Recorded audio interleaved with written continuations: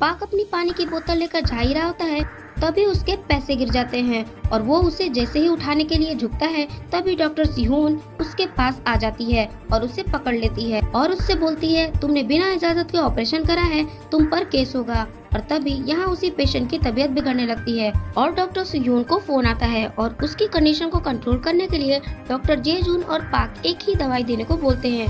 यह सुनकर doctor Sihon काफी हैरान हो जाती है और वहाँ पर डॉक्टर जेजून भी आ जाते हैं। वो बताते हैं कि तुम्हारे ऐसा करने से तुम्हारा लाइसेंस भी रद्द किया जा सकता है। और उनके पास पाक की डिटेल भी थी कि उसको 2 साल पहले ही डॉक्टर की डिग्री मिली है और वह पाक को जाने देते हैं। और वह जा रहा होता है कि तभी उसकी पार्टनर जो पानी सप्लाई का काम करती है, इसका नाम चेन है, वो इसे हॉस्पिटल में मिलती है।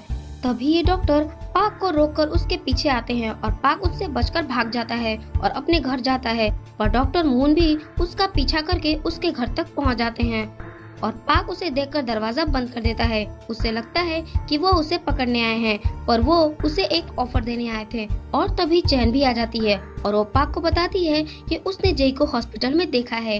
पाक को बिल्कुल भी यकीन नहीं होता, पर चैन सच बोल रही थी।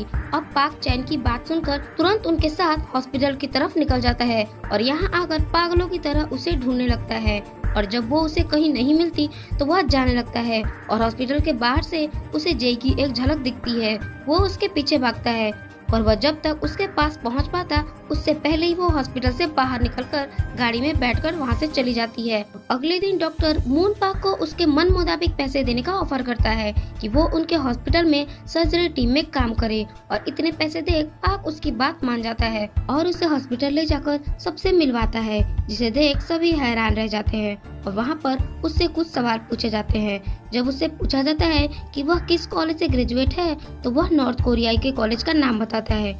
यह सुनकर सभी लोग बहुत हैरान व परेशान हो जाते हैं, क्योंकि वो नॉर्थ कोरिया का रिफ्यूजी है और सभी वहाँ से बाहर चले जाते हैं और मून भी उसकी बेइज्जती करके उसे जाने को बोल देता है। फिर इस हॉस्पिटल के चीफ उसकी काबिलियत को देखकर मून को उसे अपनी टीम में शामिल करने को बोलते हैं और दूसरे दिन मून पाक के पास जाकर उसे और ज्यादा पैसे देकर टीम ज्वाइन करने को बोलता है। वो हॉस्पिटल को ज्वाइन कर लेता है। तभी हमें दिखाया जाता है कि हॉस्पिटल में एक बूढ़ी औरत को लाया जाता है जिसे कैंसर है, जो सुह्यून की माँ थी। पर यह बात किसी को पता नहीं था, क्योंकि डॉक्टर सुह्यून की माँ उसे बचपन में ही छोड़कर चली गई थी। अब उस बूढ़ी औरत की सर्जरी करने को जे जून से बोला जाता है, पर वह यह कहकर मना कर देते हैं कि सर्जरी के दौरान उनकी मौत हो जाएगी। और पाक सुह्यून की माँ का फॉर्म देखता है तो उन्होंने बीमार होने से पहले DNR साइन करा है। इसका मतलब है अगर उनकी धड़कन रुक जाए तो उन्हें CPR ना